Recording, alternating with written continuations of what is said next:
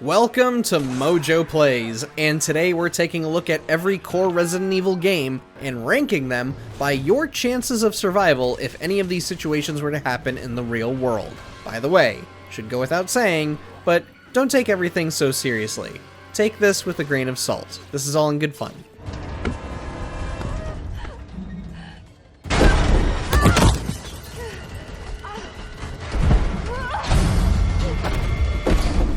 Before we begin, we publish new videos all week long, so be sure to subscribe to MojoPlays and ring the bell to be notified about our latest videos.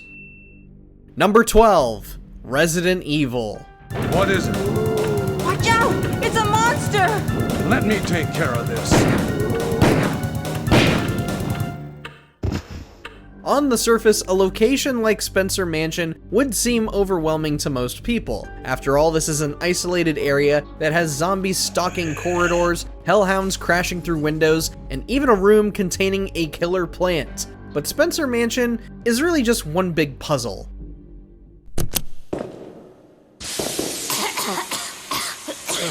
Just about every zombie you find can be avoided by running past them. Dogs might require more fight from you, but so long as your stamina is decent, you'd have a harder time backtracking and solving puzzles than surviving Spencer Mansion's hostile hordes.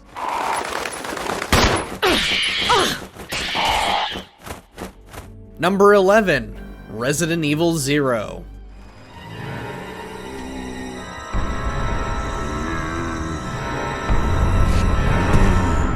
Suppose you found yourself in a situation like Rebecca did in RE0. So you have this train wreck that is not only infested with zombies, but some giant insects here and there as well.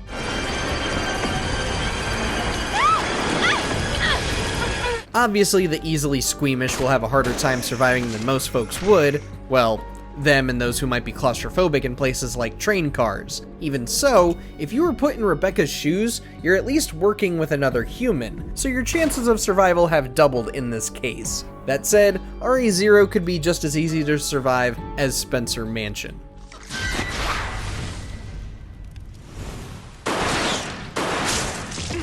Number 10, Resident Evil 2.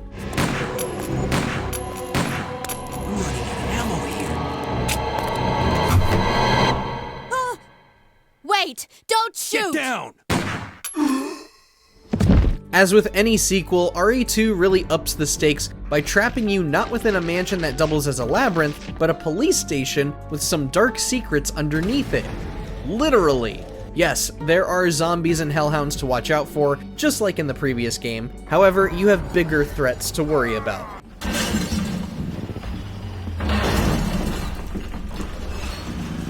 Jesus, stay back!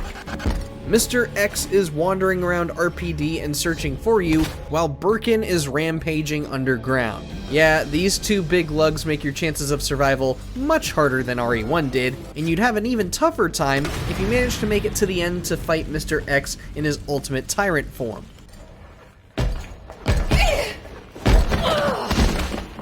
Number 9, Resident Evil 3 Nemesis.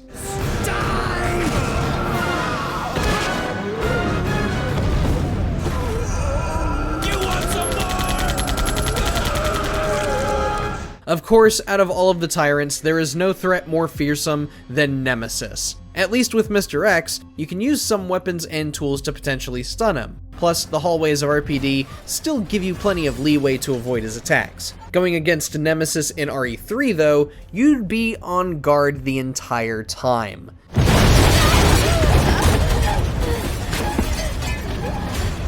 Nemesis can ambush you at any given point, and he hits hard. Adding to that is the fact that he is way harder to kill than Mr. X. Yes, the heart is the weak point, but when ammo is as scarce as it can be in RE3, you're gonna have to rely more on running away and trying to lose him. And God have mercy on you if Nemi catches you with his wrist tentacle.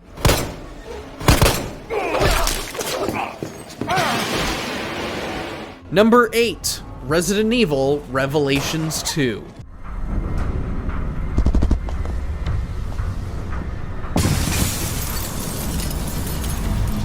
Ideally, Revelations 2 would probably meet the same level of survivability as RE0 due to how every character is paired up with another. You got another set of eyes and hands to divvy up the enemy's numbers. However, there's one reason why Revelations 2 surpasses the others. It takes place on a deserted island in the middle of the Baltic Sea. Is this the place? The Vosid? Whatever? Yeah. Where life begins. Unless you manage to find some way to communicate with somebody on the mainland, your chances of survival in this situation have decreased dramatically compared to the previous entries. Your only saving grace is that depending on where the island would be, it may not take as much effort establishing communication with some base that could be in Sweden, Finland, Poland, or any of the other countries bordering the Baltic Sea.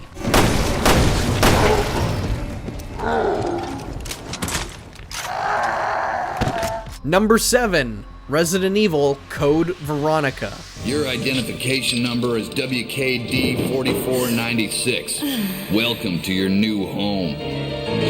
Code Veronica is easily way less survivable on account of the game taking place in frickin' Antarctica. Look, not that we'd trust them under any circumstance, but even a company as malicious as Umbrella Corps likely has enough food and supplies to last their staff several weeks or maybe even months should something occur. Perfect. Even so, no living thing should be trying to withstand sub-zero temperatures unless you're a polar bear, a seal, a walrus, or a penguin. Plus, Umbrella Corps supplies are only going to last you so long before you run out. That said, it'd be in your best interest to get out of there ASAP.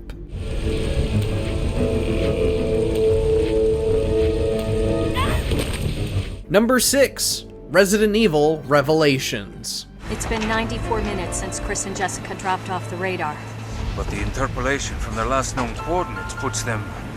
Right here on this ship. You want to know what's more frightening than being stuck on a deserted island or a base in Antarctica? How about an underwater lab in the middle of the ocean that is infested with biomutants?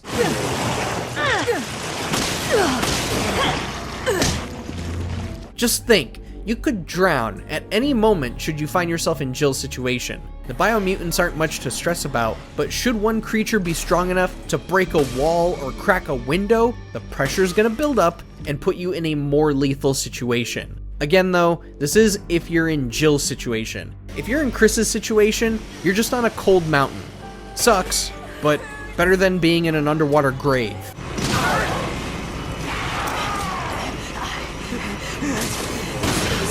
Number 5. Resident Evil 7 Biohazard.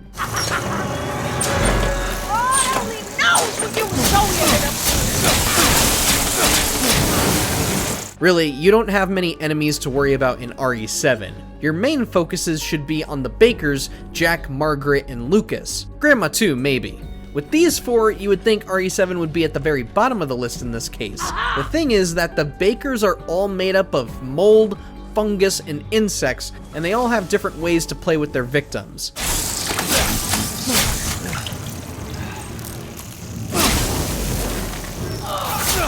Lucas is basically hillbilly Jigsaw, so his traps could possibly kill you. Marguerite, on the other hand, will devour you with her bugs, or you'll die from vomiting and retching at the sight of her. Jack is basically Redneck Terminator. In Grandma probably hasn't bathed in 50 years, so her smell alone could probably kill you.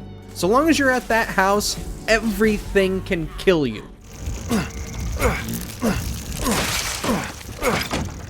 Number 4. Resident Evil 4.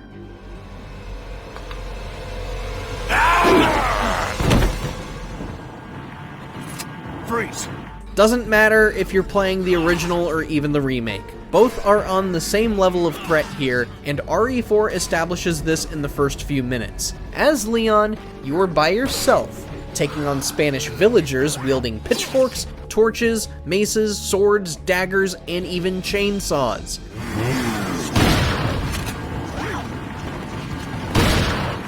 Doesn't matter if you try to be friendly, they all want your head on a pike. And once you start encountering the likes of Verdugo, Ramon, and Osmond, what hope do you have here? Leon can roundhouse kick with grace, but can any of us? I sure as hell don't think so. Where's everyone going? Bingo? Number 3, Resident Evil 5.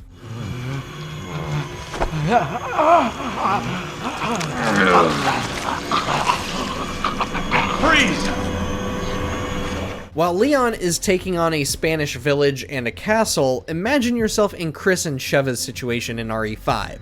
You are fighting zombies in the middle of northwestern Africa. Have you ever been to that area of Africa? It is hot as hell over there, and in what few watery areas there are, it's about as humid as South Florida, or most of Florida. Warning shots! Take them out, for God's sake! On top of that, your journey ends up taking you to temple ruins and even on board massive ships. And do you honestly think any of us have a chance fighting Wesker, even if we had an RPG launcher? The chances of survival here are just incredibly slim, and this is only number 3.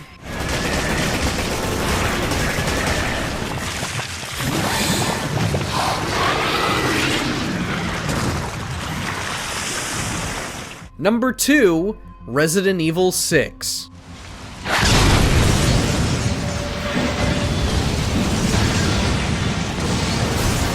So you're going through RE6, which sees several characters fighting zombies and mutants across China. We don't even need to point out the colossal monsters RE6 throws at you. Just imagine, if you will, if the outbreak was to get worse if you were in RE6. What would make the whole situation more terrifying is when you take into account China's population.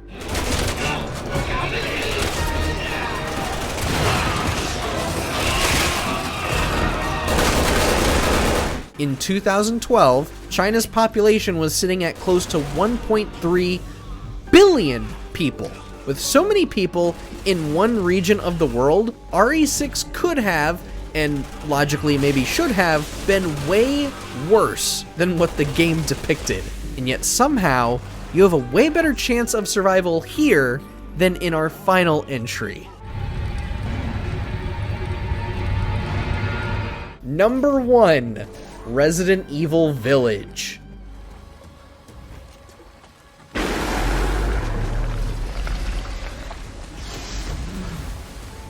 Now, on the surface, Village would probably give you the same level of survivability as RE4, maybe a little bit less.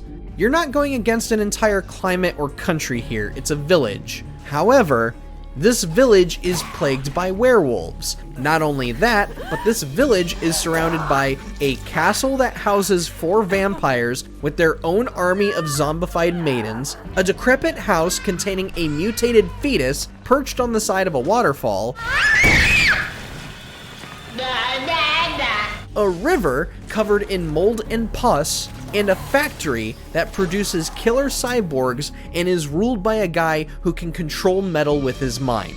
No amount of magic salve water solution nonsense is gonna save any of us. And if you played Village, you'll understand how Ethan manages to make that work and how he is the only person who could ever survive all of that. Crazy witch. So, which Resident Evil game do you think you would survive best in? I'm too much of a baby, so I think my best odds are with Spencer Mansion. But what about you? Let us know down in the comments, and be sure to subscribe to MojoPlays for more great videos every day. Listen, Ethan, you're being played. What are you talking about? You think this is a game? Thanks for watching. If you enjoyed the video, there's more where that came from.